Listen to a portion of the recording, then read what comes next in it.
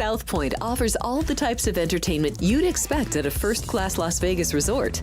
Did you know our 400-seat showroom is one of Las Vegas's top destinations for live entertainment? Enjoy live performances by classic Vegas entertainers, bands, and today's hottest comedians, plus a rockin' dance floor. You can also enjoy live entertainment at the Grandview Lounge, where you'll feel all the vibes of old Las Vegas.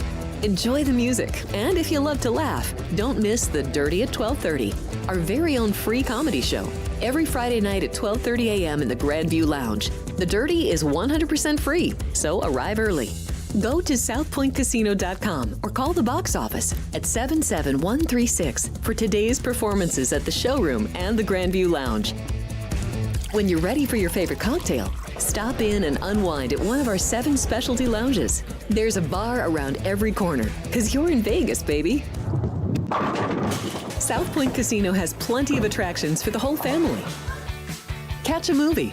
Our 16-screen movie theater includes 2 XD Extreme screens for the ultimate in viewing, sound, and luxury.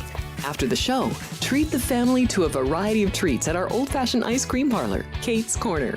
We scoop up a variety of creamy concoctions, including smoothies, hand-dipped cones, milkshakes, malts, sodas, and sundaes. At Kate's, there's something for everyone. And if you still got time to spare, our bowling center might be right up your alley. Voted Best of Las Vegas, it's a great place for friends and family fun. 64 lanes, a pro shop, snack bar, and arcade. And while the kids are bowling, you can play slots and sip on a drink in the Alley Cat Lounge while overlooking the lanes. For our more serious and professional bowlers, the South Point is also home to a separate tournament bowling plaza. It's Sports by the Book at the South Point Studio. Here's Jeff Parles and Alex White. Morning, it's Sports by the Book.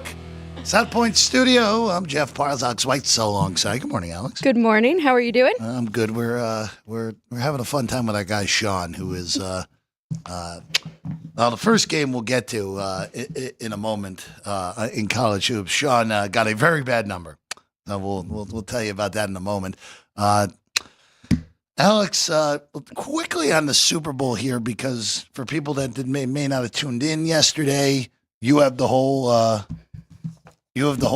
Packet there. This is the right packet. It's large. It's a very large packet. It's all available now. All the props. There'll be some more added next week, some cross sports stuff, Chris said yesterday. But the whole ball of wax is here. Oh, this is the one that Frank, I think, was this you who circled this, or was this Frank? That was not me. So it must have been Frank. It's the shortest field goal made in the game, so I'm surprised Frank circled something that was with shortest in it. But that is available now. I think actually this is. I was gonna say that didn't feel thick enough. This one is the right packet right now. There we go. More pages, everything available. Right now here at the South Point. Alex, has there been anything that you've bet so far? I only have one bet in pocket right now, and that is over 3.5 field goals at plus 120. Over 3? What gravitated you to that bet? Well, I have my prediction and my score, right? So it kind of matches and is in line with that. I also think this Eagles defense is pretty stingy, so I think the Chiefs might have to settle for a few field goals. I do have the Eagles kicking one as well. But, yeah, I thought there was some good value getting that plus money. But that's one. And then there's a couple players, and we can kind of talk about this while we have a minute before we jump into college basketball. But it's interesting, Jeff. There's going to be a couple different angles that you want to look at from the Eagles offense, right? And you're going to hear like 3 things. One, the Chiefs play top 5, top 10 man coverage, and A.J. Brown is number 1 in the league against man coverage. Second thing you're going to hear is about the Chiefs' defense against tight ends, because we know if you go to Pro Football Reference, they have given up the most receiving yards to tight ends, so Dallas Goedert will be on everybody's radar as well. And then the third thing is the Chiefs' run defense was very good for the first 3 months and kind of fell off for the last 8 games or so, and we saw them. The Raiders had no problem running on them. The Steelers had no problem.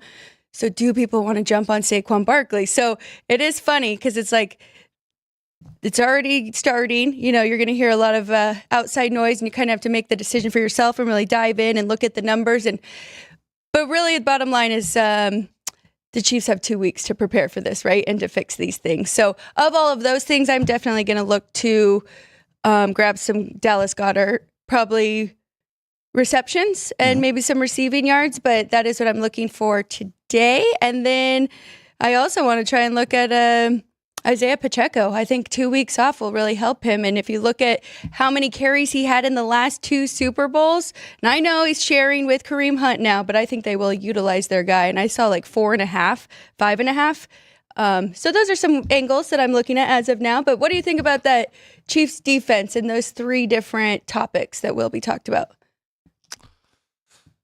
The 2 weeks to prepare. Do you have if you're just looking as a whole in this game, you have the 2 best defensive coordinators in football to me, in Spagnuolo and Fangio. You know, I don't know. I mean, you're in a scenario here where you have a matchup that we saw 2 years ago. Philadelphia's defense is differently constructed than it was 2 years ago. Obviously, different defensive coordinator. Gannon was there two Super Bowls ago. Now it's Fangio. The man thing for Kansas City doesn't overly concern me. And really the key of the whole game on the Kansas City end for me is Jalen Hurts. Can you get him to hold the football? Like you saw 2 weeks ago against the Rams where he did not have his best outing. Now Washington flipped around. Hurts was awesome in that game, in the NFC title game. But it's funny. The other tight end's the one I'm looking at, honestly. But I haven't put anything in pocket yet. There's a week to go up. Very different than basically every bettor on the planet. I don't like betting the opening numbers unless if the number is just so out of whack. And look, props are not my area of expertise in comparison to a lot of people who every year we see at the Westgate. They go line up on Thursday night. They did it again. Jay Kornegay, John Murray, that book. For Chris, I know that they've taken some bets early. I know the one prop that I at least caught my eye early was that what will happen first in the game, a fumble or an interception, where Chris and company opened with a fumble as a small favorite, and then the bettors just bet it to where it normally is at, where it's about -140 on the interception. That caught my eye, but I like the interception side at the opening price. So now it's sometimes you just miss it. But that's a risk I'm willing to run, and I'm not going to chase bad numbers. That's just not how I do the Super Bowl. I'm very different than basically every other bettor out there, Alex. That is really interesting. And I was looking into turnovers in these 2 teams, and the Eagles have forced 3 fumbles in each of the last 3 playoff games. Now, some of them did better, the teams, than the others. The Packers recovered 2 of them, and the Rams recovered 1 of them, and Washington recovered none. So they had 3 fumbles lost. So I can understand why they actually did put that as a small favorite. So we'll see if it moves anymore. But I would probably be on the other side if I can get a good number. What are we looking at here? Fumble plus 120. Yeah, as always, turnovers are more random events anyway. Fumbles are super random events. You mentioned it. I mean, in the last game also with Kansas City, there was Buffalo fumbled the ball 4 times. There were 5 fumbles in the game. Buffalo fumbled 4 times. Buffalo recovered all 5 of them. Yeah.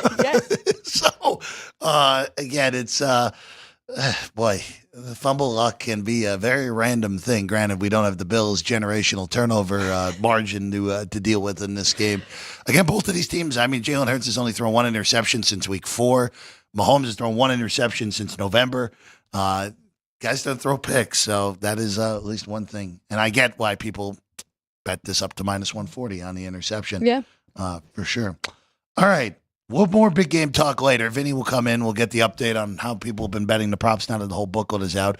We'll also talk about it a little bit tomorrow because we have a lesser card tomorrow in college hoops. Today, we only have, 140 some odd games here today on a Saturday. What are we? The exact number real quick is 146. It's pretty good. That's not going down to the extra board.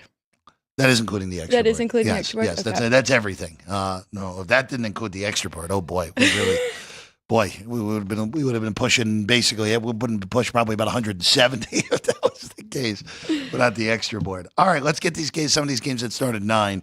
We are going to hit a lot of college hoops over the next 30 some odd minutes. Might even be longer than 30 minutes on that. Let's start in Minnesota, in Minneapolis. Oh, our guy Sean, boy, oof, rough go of it from our guy Sean here. Our guy Sean laid 5.5 with Minnesota. That is the opposite of getting closing line value on that for our guy Sean. Down to 4 behind us on this one, with the Gophers laying it. Look, big time conference rivalry, as we know, Minnesota and Washington, right, Alex? Still be able to do that at least for another year or two in these ridiculous realignment. I just want to throw some Washington stuff at you real quick, Alex, more so than anything. Washington's last win came on January 2nd, so just about a month ago. It was in Seattle against Maryland. We know Maryland is a poor road team this year. Since then, they have played 2 games within within single digits. That was the game against both of those games were at home. Illinois, the game after the Maryland win, and their last time out about a week ago against UCLA. On the road in that stretch, Michigan State beat them by 34, who I had power rated as the number 1 team in the Big Ten. Michigan beat them by 16. Oregon beat them by 11. If you add in earlier in the year in non-con and early conference play, UCLA beat them by 11 in December, and Nevada beat them by 10 in Reno earlier in the year. Washington has not played a single road game within single figures this year. They do have 2 wins on a neutral. I do get that. They beat Colorado State and Santa Clara, both reasonable teams. But they have been dreadful in pure road games this year. Minnesota has been much better at home than they've been away from home. They do not have a conference road win. At home, they took out Michigan and they took out Oregon last weekend. So 2 legitimate NCAA tournament teams. Find a 4, maybe even find a 3.5 out there. I think that's comfortable on Minnesota here today, just because the home road splits with Washington are that bad. It's kind of funny. Same thing with the football team this year, right? They were horrible on the road, great at home. Yep. They've been average at home and horrible on the road this year, this Washington Hoops team. So we'll lay 4 with Minnesota. So they must have covered in their first 2 road games, which were really early on that you were talking about, UCLA December 3rd. Yep. But they are 2-3 against the spread in those away games. They just have struggled as of late. I don't have anything on the side. I think that number is right here at 4. But I do lean to the under, and that's mostly because of Minnesota's pace of play. And they're playing very, very slow, 357th in the country. They do have a better defense than they do offense, so that could help as well. Both teams actually better on the defensive side. So lean to the under at 135. I've got it at 131, so 4-point difference for me. That's a nice size difference, at least on that total. It's so interesting, especially we're going to really have to get a few years of data on this, where we now have these pure West Coast teams. This also works in the Big 12 as well. How do teams that are pure West Coast teams travel east in hoops and vice versa? Right. UCLA has been a totally different team at Pauley this year as opposed to away from Pauley in conference play. USC is a little bit different, but Washington, again, big difference, home road in conference, out of conference so far this year. All right, let's go to the game of the morning here. Florida and Tennessee. Vols just could not make a 3-pointer to save themselves against Kentucky, and what was a pretty big-sized upset. Kentucky almost closing 11.5, 12 because of the injuries. They win that game outright in Thompson Bowling earlier in the week. Tennessee's lost 2 in a row. We're going to see stretches in the SEC this year that are outrageous. I don't know if you're going to find a more outrageous stretch than at Auburn, Kentucky, Florida in a 3-straighter like Tennessee has here. They take on the Gators, who by every measure are a top 5 team by the voters, by the analytics. They have been unbelievable and kind of fun under the radar because of the other teams in that league. 3 behind us. I do like the favorite here. I just think this is a really good bounce back spot, even against an elite, high-end, legit top caliber team in Florida. I expect Tennessee shooting to regress at least a little bit positively. They are not the greatest three-point shooting team, but they are not what they were a few nights ago, where they were just, again, couldn't hit the broadside of a barn in that game against Kentucky. But I do like the favorite here. Now that it's down to 3, I think it's good on Tennessee behind us. I would lean that way, too. I do think this number is right. It's interesting that these two have already played once this year, and Florida won 73-43. So if you're just looking at that matchup, it is a little intimidating to take the home team here. But they do have the better defense. I mean, they're second best defense in the country, and they play at a very slow pace. So at home, I think they will be able to control the pace of this game over the Gators. So I'd lean that way. That first game was another exhibition of horrible Tennessee shooting in that game. I mean, Tennessee averaged 0.63 points per possession, which is almost impossible to go that low at a high level of college hoops. But Florida was they were good defensively, but sometimes Tennessee, as we know, like we saw the other night as well, just forgets how to shoot the basketball from the perimeter. It's almost like they're missing a Dalton Connect or something. Yeah, just un poco, for sure. Yeah, that team had him. They might win the national title this year. That's why Barnes' team last year I still thought was the best equipped to win a title, because they had the elite score. Chaz Lanier just has not been the same guy that they would have expected there in Knoxville. All right, real quick here. I just want to get 2 games that are going at 9. I don't necessarily have anything on them. A huge game for Wake Forest, as the Deacs are trying to at least put themselves in a bubble opportunity against a very bubbly Pitt team. We couldn't help themselves the last 2 times out. They faced probably the 2 to 3 best teams in the conference. Obviously, Duke is the best team. Louisville, I think Clemson's a little bit better, but both Clemson and Louisville are going to make the NCAA tournament this year. They lose both of those games. They lose to Louisville by 13 earlier this week. Now they're back at home, 2.5-point favorites against Pitt. You know, actually, kind of looking at this, I'm a little surprised this number is this high. I don't think it's a bet on Pitt though, going on the road. But I would have expected this to honestly come week 1, Wake pick, but not strong enough to bet Pittsburgh, even with me thinking the number's off by 1.5. It's hard to disagree with that, because Wake is very good defensively, but they are not good offensively. Yep. Pittsburgh's definitely the more balanced team here, 21st offense efficiency and 61st defense efficiency. I would look at the under, if anything, just because of those offensive struggles from Wake Forest. But the only thing I don't like is the steam is going the other way. Opened 137.5, and it's already been bumped up 2. So I'm going to stay off of that one, but I would lean to the under in that. Lean to the under. If you get 140, I would say go ahead, right? Yeah, I think that would be a good number. Going to MSG next, St. John's and Providence. Again, Providence just has not been able to overcome the Bryce Hopkins injury. His season is already through. Never really got off the ground either, only played in 3 games. Friars have won 2 in a row at least. They beat Georgetown in the Cooley Bowl. They won in Newark against a very mediocre Seton Hall team. Might be an insult to mediocre. St. John's has won 7 in a row.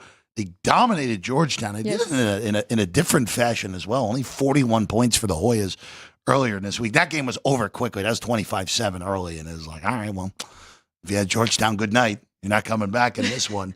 I'm staying off of this because I think this number's just about right. The one intriguing thing is St. John's is one of those, the profile doesn't match. They're a top 5 Ken Pom defense, but they play fast. Yeah. So it's a little bit harder to play a up-tempo team that's great on defense, because you can get the games where the up-tempo leads to more scoring because there's a lot of possessions in the game. But then you get a game like the other night, which was a 70-possession game that landed 107. So it's a hard dichotomy with the great defenses that play quick like St. John's. Yeah, well, if you look at their offense and their defensive possession length, it's a huge difference. Oh, so yeah. they're very good at forcing their opponents into the shot clock there. But I do think St. John's is the right side. I think that number is a little bit too steep that I would want to lay. If anybody is watching and they're going to jump in game, anything under 10, I would jump in. That was a very impressive win over a good Georgetown team that St. John's is coming off of. So that's the way I would play it. Try and get some in-game, maybe if Providence gets up early, and you can get a better number here on the home team. It is, again, a year for Providence that I thought would be higher end. But again, that Bryce Hopkins injury just really just derailing everything for this Providence team. St. John's should have made the tournament last year. They're going to make it here this year, barring something really stupid from the committee. All right, let's go to Creighton and Villanova next. Another Big East Bowl. Villanova has improved as the year has gone along. Still not quite at the level that you would have expected a Villanova team to be at. They've lost 2 in a row. They had that loss on Martin Luther King Day to Georgetown, and then flipped around. They've had over a week off and really got handled in Milwaukee by Marquette.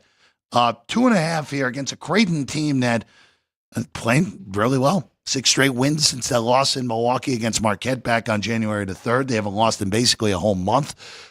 Really have adjusted well to not having Pop Isaacs, who of course had the hip injury that ended his season. Really, Stephen Ashworth has really stepped up more so than anything. You knew you'd get high end out of Kalkbrenner throughout the year. I really want to bet Creighton, but this number really, I don't want to say this number stinks because I don't think it's quite there. I get Villanova gets a home court in this game, but I think Creighton is clearly the better team in this, and I'm getting $1.30. And this game also, too, is at the Wells Fargo Center. It's not at Finneran. It's a little bit harder to play at Finneran on campus, more compact, better collegiate environment at this point when Villanova is not at a national championship caliber. So this will lean to Creighton, actually, now that we're getting a better price at plus 130 on the money line. I just take the outright. If Villanova happens to win by 1 or 2 and I lose out, so be it. Creighton, I believe, should be the favorite as well here in this one. They have already won this matchup once. They were at home, 186-79. But, I mean, if you really look at Villanova, they've struggled defensively so much. Did pretty good hanging around in that one. But I do think Creighton's the better overall team, better defense and better, not better offense. So Villanova does have them there, but better, well-balanced for that team. So it would be a lean that way, too. I would take the 2.5, though. Take the 2.5 on the Creighton end for Alex. I think they're going to win outright. But I look, I get it. I get the 2 points. Now that we got the hook, because this was 2 overnight. Maybe we can see a 3. Maybe we'll see a 3 by the time this game goes at 10 a.m. Pacific time. All right, I'm going off I'm not going off the board, but I'm going to a team that was very good to me earlier this week. Going back to Booze Creek in North Carolina, Campbell, the Camels. They eviscerated William and Mary earlier this week. They won by 41. That was a plus 120 shot that won by 41 points. That's pretty good. Very good. Yeah, you take that when you can get that, Alex. So they play Hofstra. I talked about Hofstra earlier in the week. They went on the road and they actually beat Elon by 11 points, one of the better teams in that league.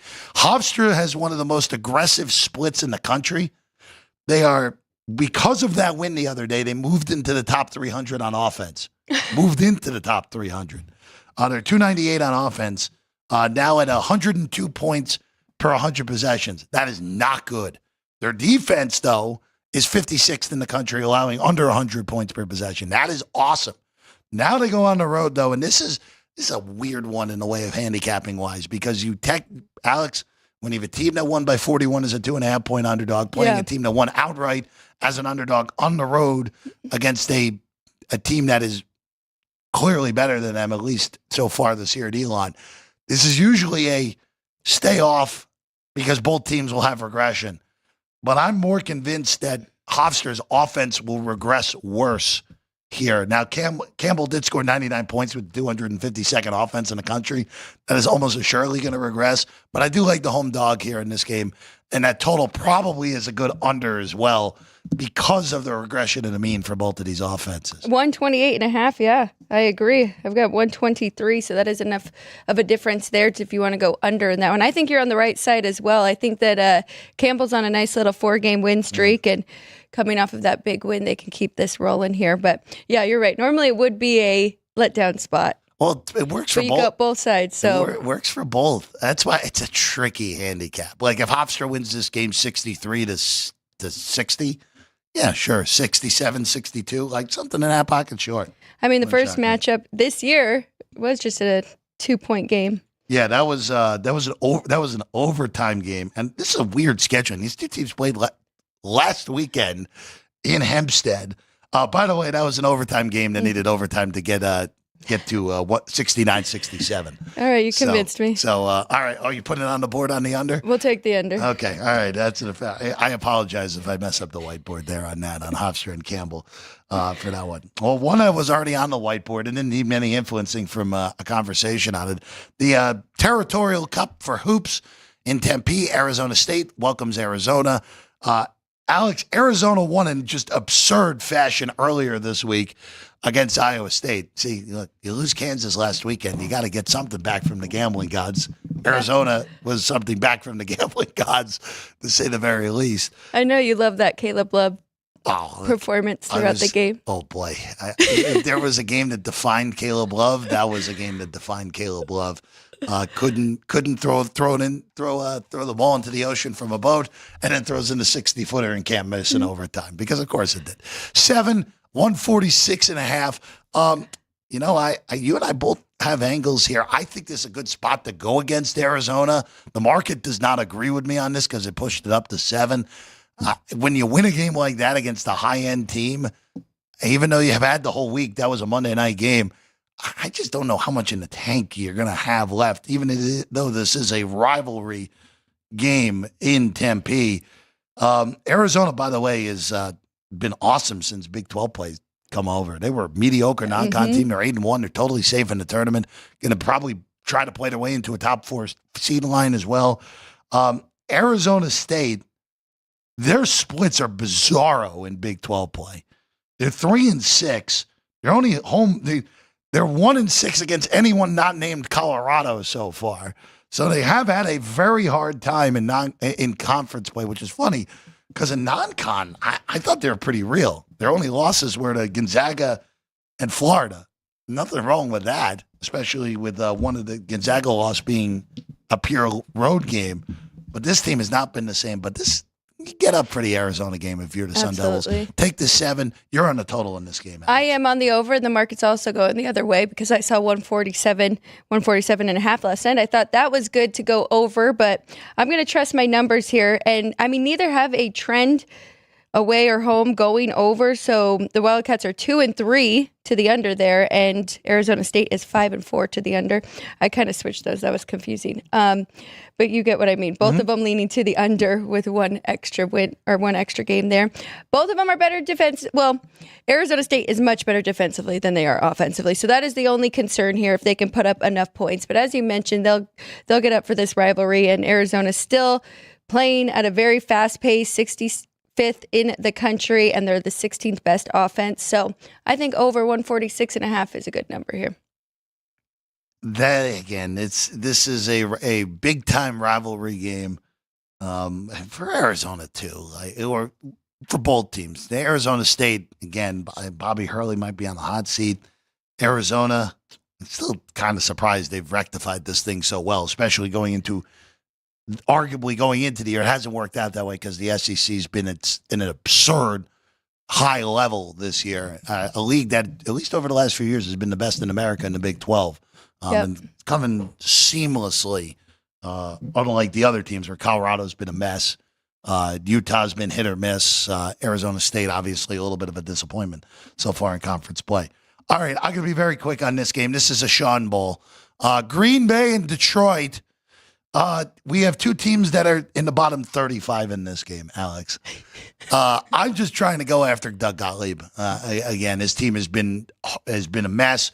And Detroit, even though they are 328th in KenPom and have a bottom 10 offense, they won their last time out.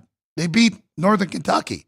At home in conference play, they've actually beaten two of the better teams in the conference. They beat Robert Morris and they beat IPFW at home earlier this year. They're bad. They're not as bad as at home. 3 points, we'll lay it. I get why the market bet this down from 4, but we'll lay 3 with Detroit at home. Just going against Gottlieb here. more so than anything. Green Bay is 2-21, 344th in the country so far this year. Not gone well for good old Doug so far, Alex. No, it hasn't in his first year. Both coaches in their first year. Yeah. Mark Montgomery as well. Bad teams, not good teams. But hey, we bet numbers, not teams, right, Alex? Hey, right. And Detroit is 6-2 ATS at home. So again, 3 conference wins, all at home as well. A little bit better. Still not great, but a little bit better at home. All right, Missouri and Mississippi State up next. Good game in the SEC, and quite frankly, it's hard to not find a good game in the SEC at this point. Mizzou historically struggles in Starkville. They've not had a fun time down at the hump since they came into the league in the 2012-2013 season. Mississippi State is coming off of what was an electric game against Alabama. Tide go into the hump, win by 4 in a game that was back and forth all game long. And Josh Hubbard, who is an unbelievably fun player to watch at 5'11", had a huge game in that one. This is weird because I still can't get out of my mind that Mississippi State is just this grinder team, even though that's just not who they are anymore. They're not. They play a pretty average pace. They're good on both sides of the ball. If this game hits 150, I like it under. If it hits 150. Again, I liked it at 150 last night. The market has played this under to 149. I still think you're probably okay at 149. Again, Mizzou has really had problems in this building historically for whatever reason. But if you find the 150s, if it comes back, I would go under. 149 still probably would be a lean to the under, but not as strong, Alex. I think that side is a little bit too big here. I'm leaning to taking the dog. It's funny, though. I don't know what to expect because I'm thinking more of that'll be Mississippi State kind of gave their all in that game against Alabama, right? But Mizzou is coming off a big win over Ole Miss. So kind of like that other game you were talking about with both sides. But I think that's too many points here with Mizzou. It wouldn't shock me if Mizzou covers this game. Again, Mizzou has one of the best road wins in the country this year. They went to Gainesville and beat Florida about 3 weeks ago. They also, last time on the road, Texas held them to 53 points and what was their worst offensive performance by margin this year. So mixed bag for Mizzou. I can't really go crazy on their road slate in conference because they beat Florida, great win. They covered against Auburn. Lose by 16, but that was an 18.5 point line that game. They covered that, and then did not cover against Texas last week on the road in Austin. That was a game Texas needed, though. The Longhorns really did need that one. Good game, though. Really good game between two teams that are well on their way to being in the NCAA tournament here in 2025. All right, I know this game made your board. Clemson on the road at NC State. NC State covered pretty easily on Monday in Cameron in what was still one of the more bizarre games of the year with everything that went on that wasn't basketball related in that game the last few minutes. Clemson's 5 on the road against NC State.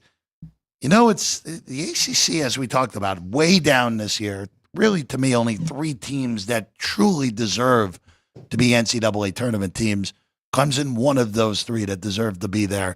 They're 5 on the road in Raleigh here, Alex. And I really just think that this is a bad matchup for NC State. I think Clemson is by far the better team. I mean, NC State is out of the top 100, both offense and defense. Clemson comes into this game at 25th offensively, 41st defensively. Play a very slow pace. I also took under 133.5 last night, but I didn't want to give out that play. So I do like Clemson in this spot, laying the 5 points.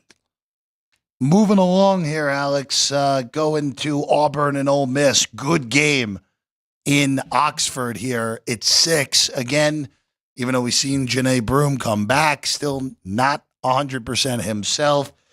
This one I struggled with. I really struggled with this game because I thought this number probably should have came exactly where it is. It's been a monster toggler between 6 and 5.5. Throughout the overnight now this morning here at the South Point. I really want to take the 6. I really do want to take the 6 with Ole Miss, but I just can't quite get there. Even at home against Auburn, who is by even as good as everyone else is in the country. It's pretty funny. The epicenter of the basketball universe, as we all expected. In my power ratings, number 1 right now, Auburn. Number 2, Alabama. Yep. As we all expected, that's the state that provides number 1 and number 2 in college hoops, not football now, Alex.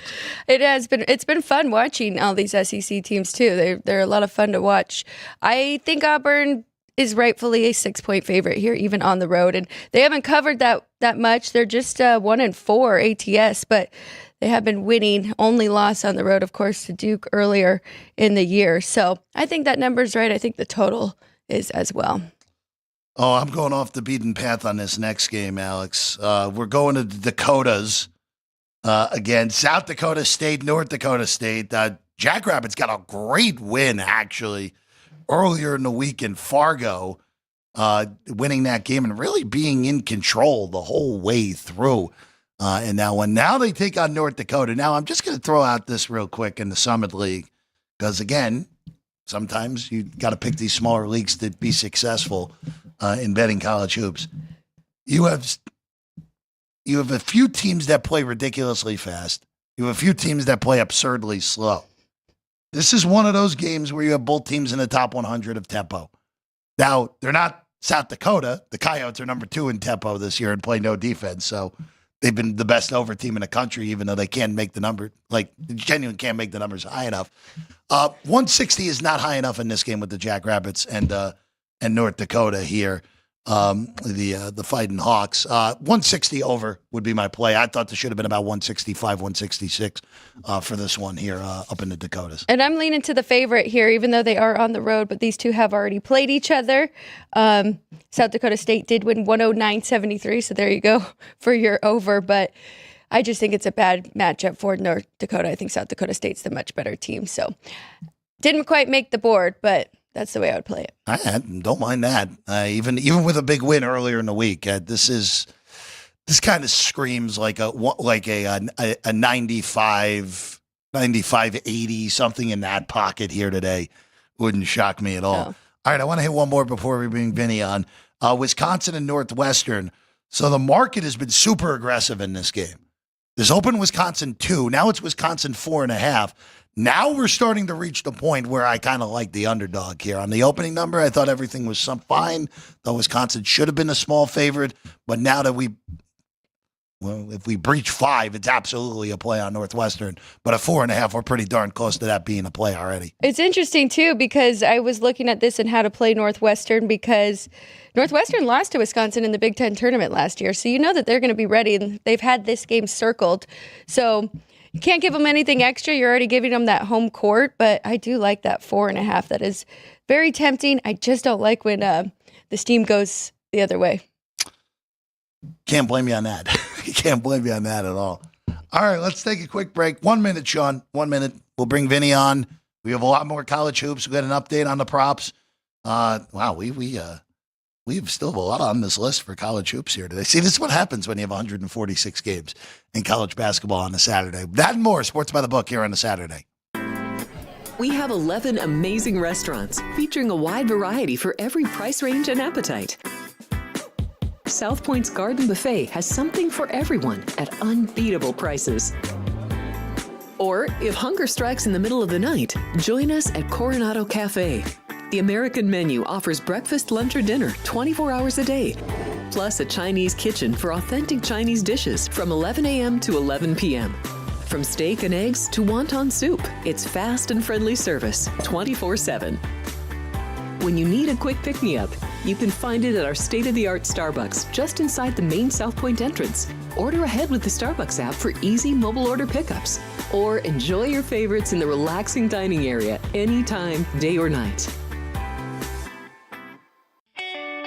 If you love Mexican food, Baja Miguel's has all of your south of the border favorites.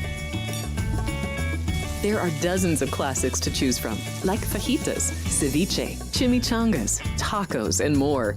And for spirit lovers, Baja's colorful non-smoking tequila bar is right outside.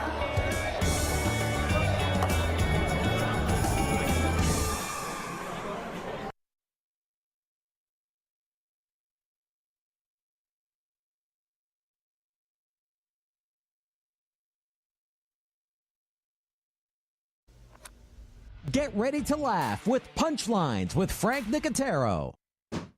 Join Frank and his team of featured guests for your daily dose of comedy. Reno, the Pittsburgh of the West. Poison. Yeah. Poison. Sports. F for Falcons, Alex. We were talking Derek Carr for MVP after 2 games. Who's we? Okay, me. I was. And the funniest social media posts. People want to show off their food. Boom. Wiener on a guy's shoulder. It's the Dark Colts. We bleed blue. It's your one-stop spot for great laughs and a good time. Find us on YouTube at Punchlines FN. And join the chat live weekdays at noon Pacific for the ultimate blend of jokes, sports, and viral fun.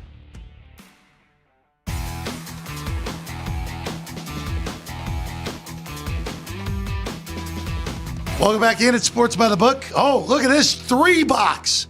3-box. A trifecta. As we get ready for Aqueduct. So, go ahead. Is it snowing there again today, Vinny? No, but it's not hot. Yeah, I don't know that. Alex is in the middle. Vinny's on the far side. I'm Jeff. We're happy to be with you as always. Vincenz, good morning. Good morning. So, Jeff, you came in here. You're always excited, but you were very excited here today because Chris last week, we talked about this on the show last week, put up with the roaring success of Ohio State and Georgia versus the field in college football. You put up the SEC versus the field in college basketball. Yes, we did. And 16 teams versus the world. According to what you told us, you took some action on that prop. So we hung the field. So again, all SEC teams versus the rest of the Division I schools on the men's side. Of course, we would probably had make it a bigger adjustment with if we put South Carolina and Dawn Staley's group in with the if she was on that side. But seriously, the SEC versus the field opened $1.60, and it's been bet up to $1.75. So, listen, I don't think it's any secret that the SEC is the best conference. You indicated you've got your top 2 teams power rating wise. I've got half of the conference rated in my top 12, top 15. So they're going to have the most bids. Oh yeah, and I think that's going to sustain itself. Plus, some teams.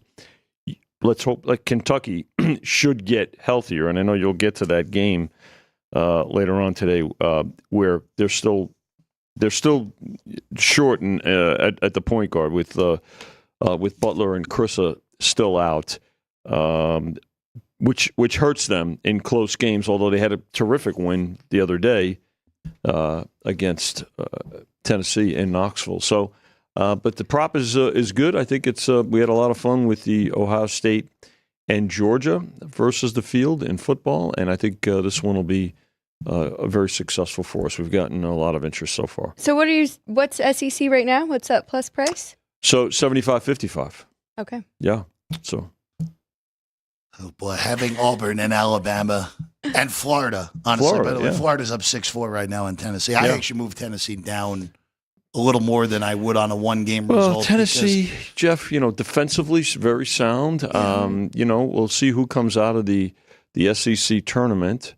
But again, Kentucky, Chris is a big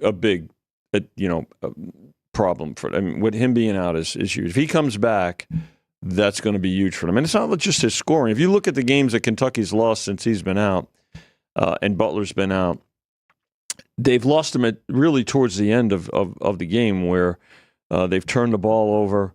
And just nobody there to kind of stabilize things and quarterback them down the stretch. But that said, again, a big win the other night in Knoxville. That's a huge win for. I mean, Carr played 2 minutes.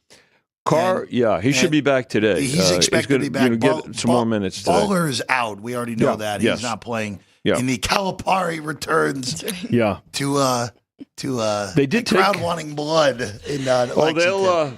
They'll be vocal. There'll be a lot of bourbon consumed before that game. I've have it on good authority that there's been a spike in bourbon consumption in the last 48 hours, much less today. But they did take the 11.5 all the way down to Kentucky's down to a 10-point favorite. Yeah, it's kind of funny. I actually thought the 11.5 was good on the favorite, so I'll be hopping in on the favorite now that number continues to to drop down. We'll get to that game a little bit later as a whole as well. Vinny, Super Bowl. There is a football game in 8 days. Week from tomorrow. Good, steady act. The thing about it is you get the Super Bowl, especially with the 2-week break, right, from conference title games to the Super Bowl. You get that flurry right on last Sunday night.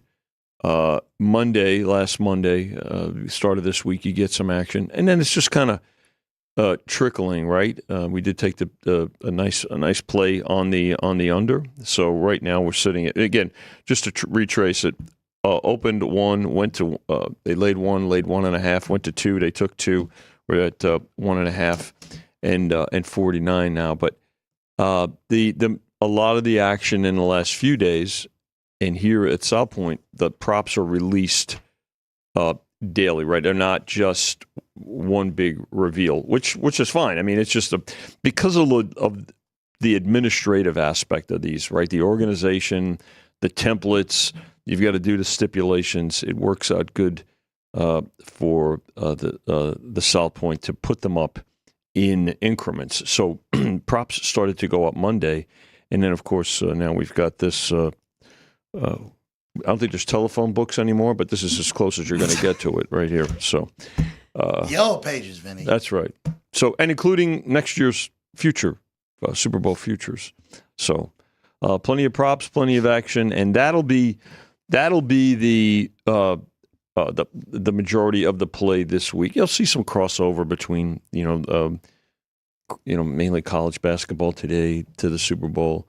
Lots of props again, but as we get through the weekend, anybody that's not going to be in town next weekend, which will be an enormous weekend, they'll play it here, and then every day it'll start picking up.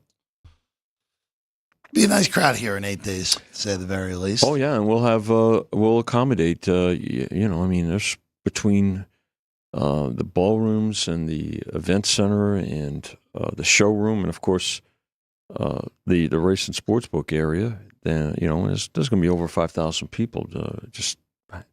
What our closest friends will be here watching the game. You'll both be here watching the game, right? Be on our way to selling out the Sphere with the amount of people that will be watching the game on property. Probably. To say the very least. Vinny, before we let you go, I do want to bring up one college hoops game because Duke and Carolina always gets buzzed, even though this is not the same Carolina team, to say the very least. But Vinny, just how do you think this game will get bet over the next hours before this one goes at 3:30? I mean, Duke is a 14-point favorite.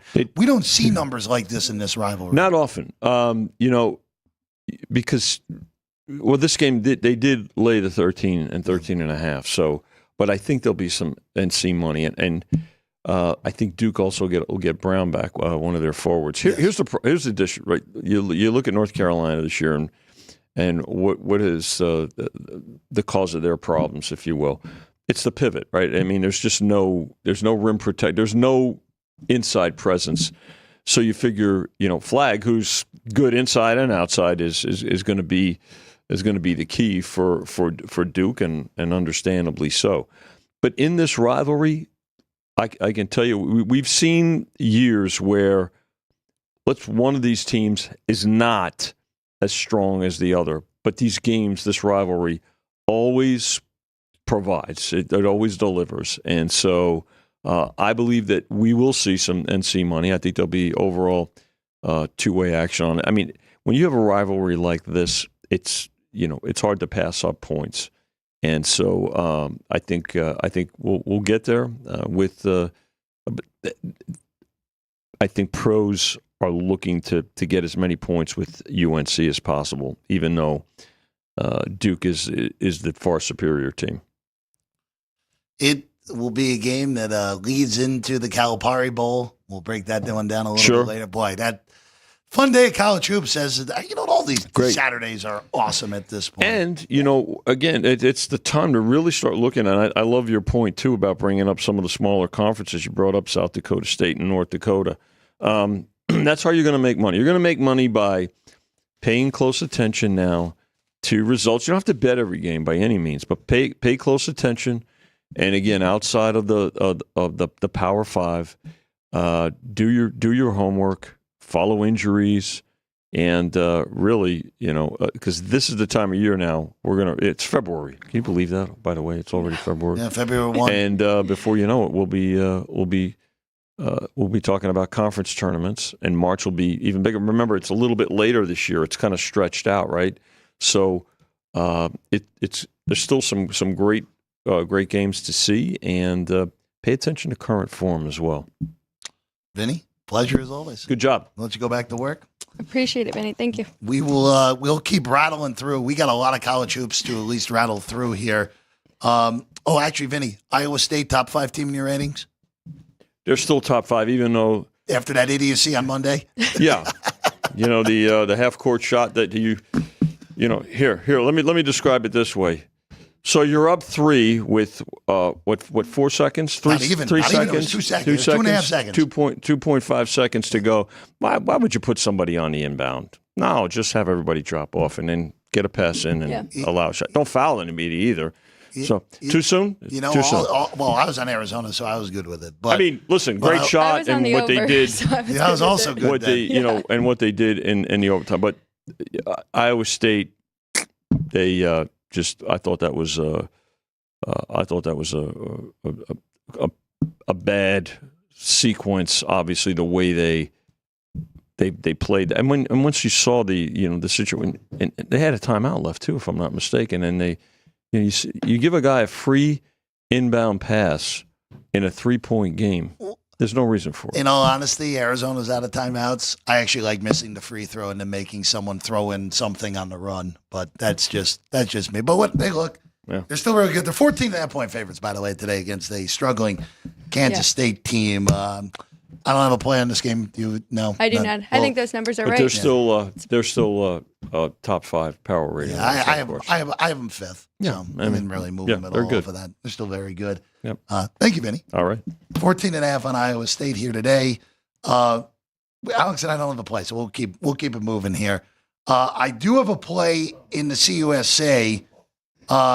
Western Kentucky and New Mexico State. Yeah, going a little off the path again. Toppers are good. Toppers are legitimately good. And this number I thought should have been about 6, actually, Alex. So I'll take 3 points better than I thought. So I'll lay 3 with Western Kentucky, a team that plays outrageously fast. Yes, they do. They also had a nice win earlier this week, coming from behind to beat UTEP late. I'm not as high on New Mexico State as Ken Palm is, as some others are. I don't buy their offense at all, and I think they'll have a problem keeping up in this game with Western Kentucky. I think that's the best way to handicap this game, really. I mean, how fast Western Kentucky plays, I don't think New Mexico State's offense will be able to keep up. Going to Utah and Oklahoma State real quick, I thought Utah should have been a road favorite in this game. They're a small dog. Would be a lean to Utah here at -105 or +1 on Utah. 2 teams that are going nowhere in the Big 12 this year. Definitely the better defense, too, on the road. So I do agree with you. I do think they should. But it's not a big enough difference for me to want to jump in or even take a money line. Rutgers hosting Michigan.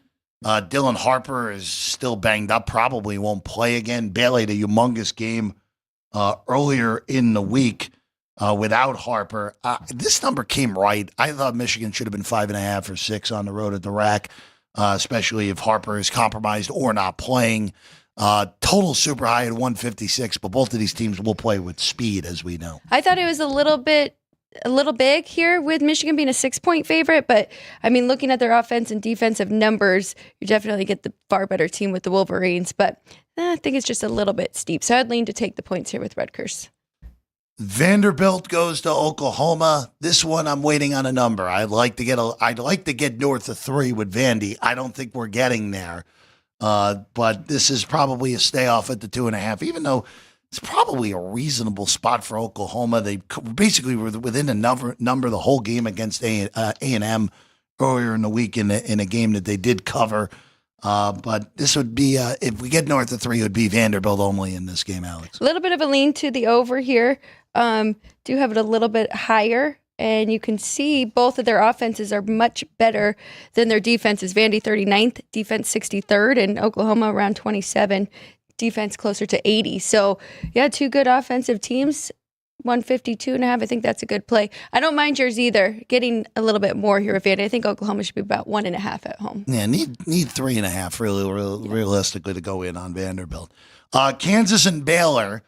Neither team as good as they would have thought going into the year. Baylor has been actually a pretty significant disappointment, in all honesty.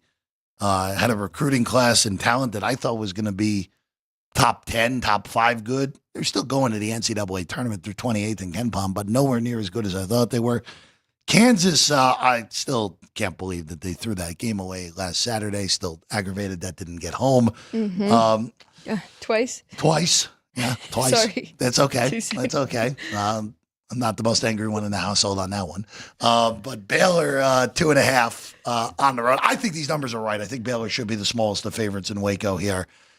You can argue with me that you can take that plus 125 on the money line with KU, but I'm going to stay off of this. I think everything's rock solid number-wise here. Completely different styles between these two, right? And one really good offense, one really good defense. So I think that number is right, too. And Baylor has been better at home, if anything. So Central Florida and BYU. It's funny, I actually kind of like both of these teams this year after, obviously, if you watch football season and the show last year, you know how much I love those BYU teams. Yep. I'll admit defeat on the football team, even though they were lucky, they still were reasonably good. 14-6 this year for Kevin Young, winner 3 in a row. They beat Baylor earlier in the week in OT. I just think there's a brutal spot all the way around for BYU. Overtime game earlier in the week. Now going to Orlando, which is essentially as far a travel as BYU can do in conference play. Central Florida really played a great game against Kansas, had multiple opportunities to win that game, just couldn't put it away. I like Central Florida. Not that I dislike, again, I don't dislike this BYU team. I think they're pretty good, fun team to watch. But I just think there's a brutal spot for them going to Orlando. I'm going to go over, even though you're kind of scaring me. Maybe they won't have their legs under them. But both of them, BYU especially, very good offensively, 15th around their rank. And Central Florida likes to play fast. So, like I said, hopefully the travel isn't too much, but I am going to add that one and go over BYU and UCF. I'm going to be very quick on this one. Going to the Big Sky, the Potato Bowl today. Idaho State. Vandals and Bengals. I'm taking the road standing Vandals of Idaho U. I was kind of floored, actually, that this number didn't come shorter, which probably means that the Bengals are going to win by 15. But I thought this should have been 2.5. 2. We'll take 5 with Idaho on the road here in a legitimately big rivalry game up there in the state of Idaho. For all the potatoes, Alex. Keep it going. What's our next big game? I'll skip her. I do like UC Irvine laying points against UC Davis. Irvine really struggled earlier in the week. Do like Irvine there, who is going to be a giant killer in March, by the way, if they make the NCAA tournament. Whoever wins that Big West, that league is good. At Irvine and UC San Diego both would actually be legitimate upset candidates in round 1. Remember that about a month and a half from now. USC Michigan State. Yep. So Michigan State does the LA double starting in this game, and the market actually is on the Trojans here. They just moved back to 4.5 moments ago in this game, but they're on the Trojans. I can't really argue with it, but I don't want to lay a bad number with USC at this point. No, I agree. I would lean that way, though, taking the points here with the home team. I do like the over in this one as well. I like a lot of overs today. Kind of dropped down a little bit. I do, so this would be the third. Man, Tom Izzo, though, he's so good defensively. Michigan State has been playing a lot better offensively. USC far better on that side of the ball. How are we doing with their defensive? Pretty average. USC's improved as the year's gone along. First year for Musselman.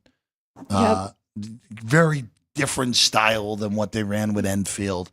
They've been better. They beat the one in Nebraska. They beat Illinois in Champaign. Illinois kind of floundering at the moment, but this is just Michigan State.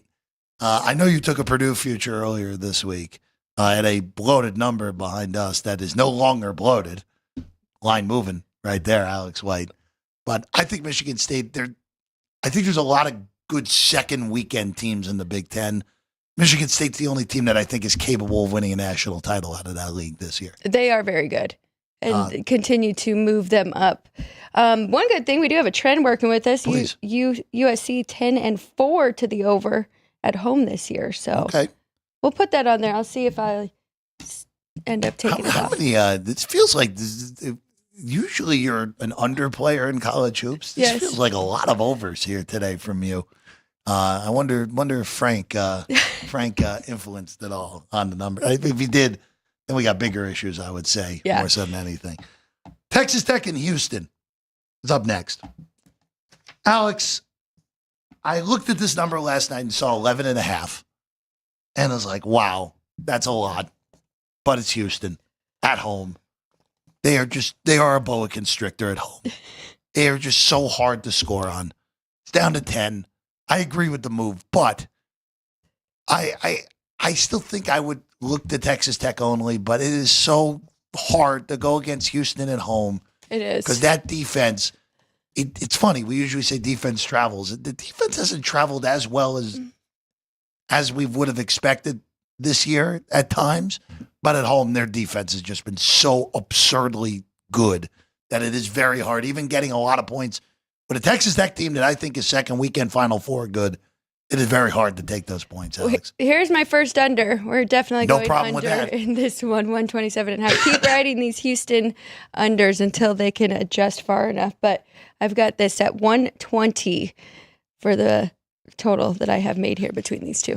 Keeping it in the state of Texas. By the way, I have no problem with going under in any Houston game. No problem with that, for sure. SMU, Stanford. So, all right. So South Point's market high on this on 6. I like the 5 overnight. Don't love 6, but I would still lean to laying it with SMU.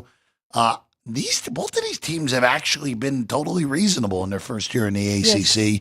Enfield has improved that team. Stanford, Kyle Smith. We knew Kyle Smith can coach. He was awesome at Wazoo. But boy, you're getting to the edge here. I think 5 is fine. 6 edge with SMU here. Yeah, I think SMU is the right side here. Better offense. 10-2 to the over this year at home. So have been doing very, very good there. But plays fast, and can Stanford keep up? We mentioned it with Duke and Carolina earlier with Vinny 14. I don't see any angle on this game, honestly. I know that this is always the biggest game of the day. North Carolina they're just bad. It's kind of jarring to just see what they've turned into, but look, the Ken Pom numbers aren't that ugly, but just watch them play. I agree. The numbers don't match what you see on the screen with North Carolina, especially these last 3 games where Stanford got them. They were completely outplayed by Wake, even though they only ended up losing that game by 1. They were lucky to beat Boston College in overtime last weekend, and Pitt totally outplayed them earlier in the week. Bad form. I don't know if I want to lay 14 with Duke, but this North Carolina team going totally the wrong direction. And it's interesting, too, because they're playing very up-tempo, but they don't really have the offense to do so. So, yeah, I would only play Duke here in this one. One thing, was it a look ahead last week with Duke with NC State? But they came out very slow. 100%, yeah. So I was thinking maybe first half, can the Tar Heels keep it close, and then they kind of run away with it second half? But I think one thing with how weak the ACC has turned out to be this year, there's going to be times with Duke where you get that, I think, where it's like, oh, we're just way better than all these teams, and they are way better than all these teams in this league this year, where they come out sluggish. That is like, again, that's a triad game. So Raleigh, Chapel Hill, Durham, all right on top of each other. So, and also too is interesting. I keep forgetting NC State was in the Final Four a year ago, but all those guys are everywhere else at this point. Don't even bother putting this on the screen, Sean. I did bet UC Riverside -6.5 against Cal Poly. We're going to go against Cal Poly, who finally snapped that losing streak last weekend. Marquette and Connecticut up next. The numbers say bet Marquette, but I don't agree with my numbers on this game. No, I just It's funny. There are just some teams where the numbers I don't 100% like on my end. Yeah. Where this Marquette team for a few years has kind of been that, where I don't trust them in big games. I just have no faith in them. This got as high as 7, by the way. So the market kind of go back and forth on this now at 6. But this is, I don't know. They've been winning comfortably most of the games they've won. They've been covering a lot of these reasonably sized numbers. But I don't know. I have a weird feeling today Connecticut's going to win this game outright. Spike a big-time performance here on the road, which probably means go bet Marquette, everybody. But I do like UConn here in this one on the road. To pull this one outright, honestly. And then I actually like St. John's against UConn in that matchup on next Friday in stores. I thought these numbers came right here, 6 at home and that total 143.5 because, Marquette is by far the better defensive team. UConn has really struggled on that side of the ball, but if there was ever a game that they were going to get up for, it would definitely be this one. Kentucky and Arkansas, Cal returns to Rupp. You think that crowd will be on fire? I think they'll be a little loud in this game, Alex. Market bet Arkansas. Now, Kentucky has all sorts of injury issues, as we know. Lamont Butler is not going to play again. Carr is still nowhere near 100%. 2 things in this game. I actually think 10 is still okay if you want to lay it with Kentucky. I'm against the market here. I just think Arkansas is going to have a problem hanging in. 2, I also like this game over as well, even though it's a bigger number. Even with the questions health-wise for Kentucky, I think this is a game where Kentucky they're not going to stop. Like, it doesn't matter if this is like 90-65. Kentucky's just going to keep playing their game here. So I like over, I like favorite. We'll call that a Nicotero here near the end of the show here. I do like the over in this one as well. I think that's a good number at 155.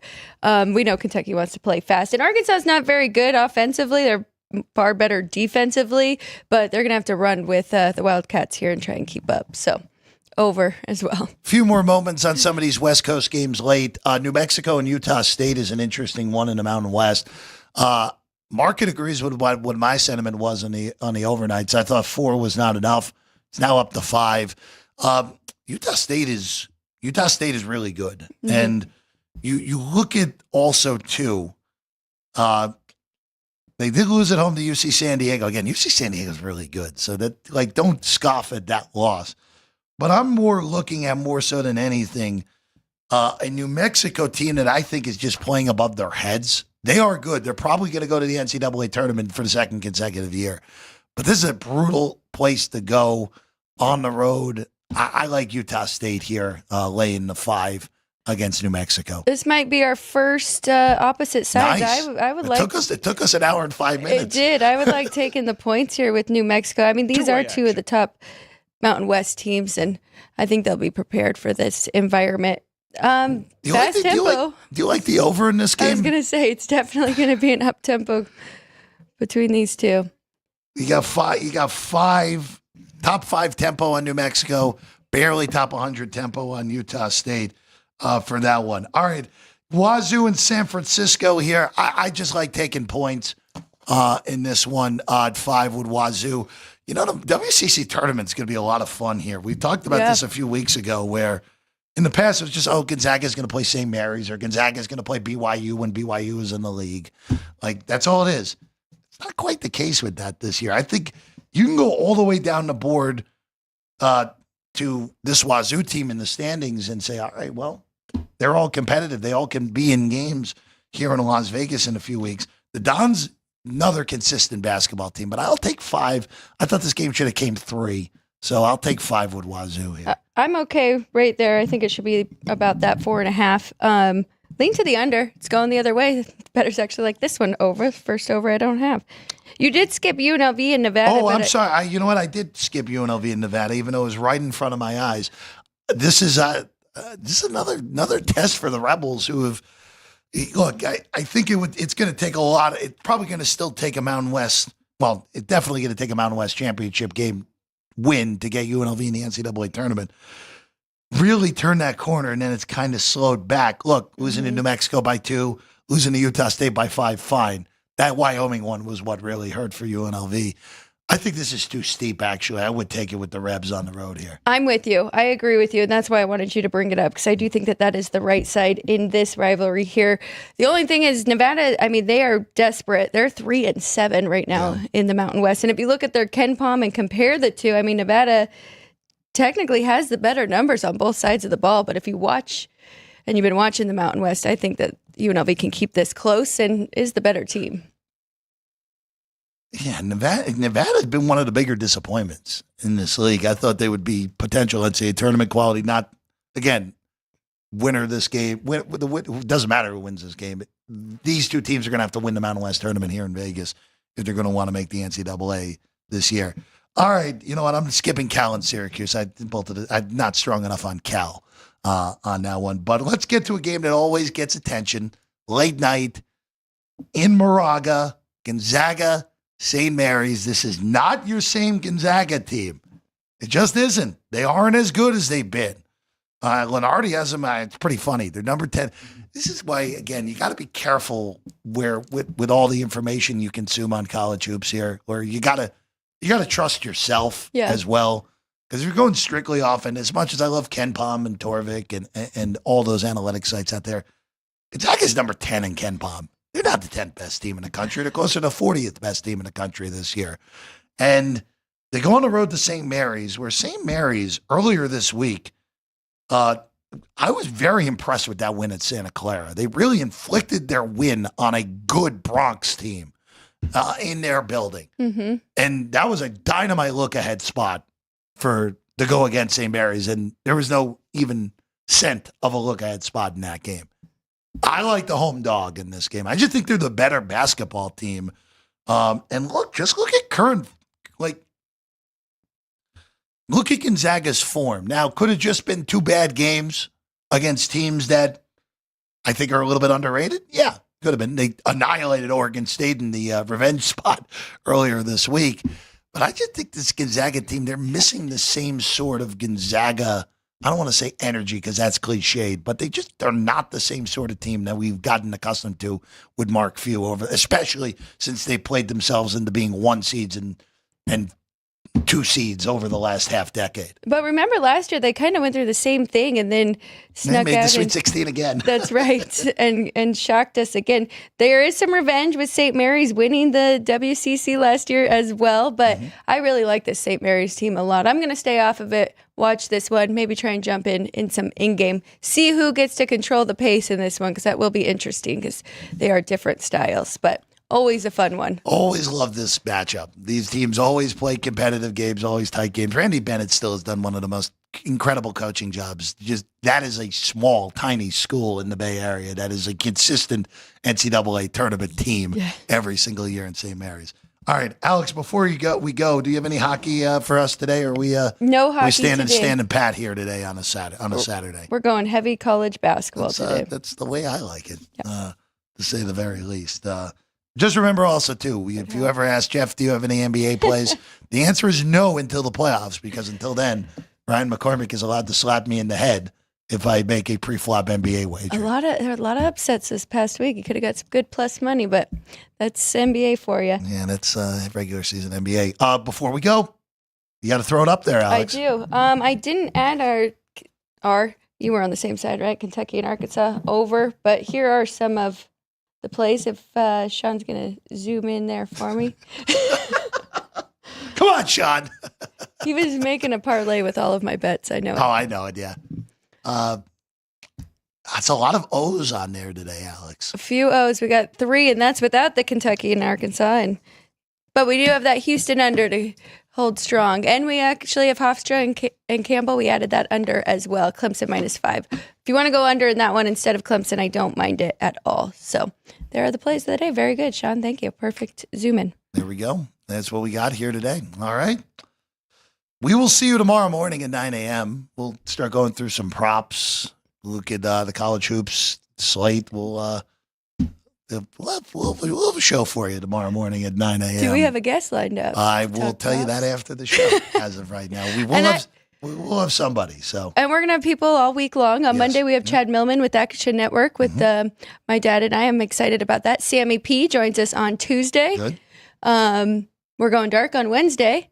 Get ready for Super Bowl and some changes, and then we'll have more guests throughout the week. It'll be a lot of fun. Yeah. Super Bowl week, always a pleasure to be around here, for sure.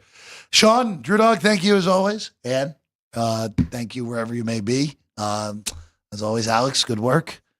We'll get some winners on that whiteboard. Yeah, and don't be shy. Go ahead and text Sean and I if you have any in-game, because we know that you are watching all day and throwing out some in-game. I'll text you.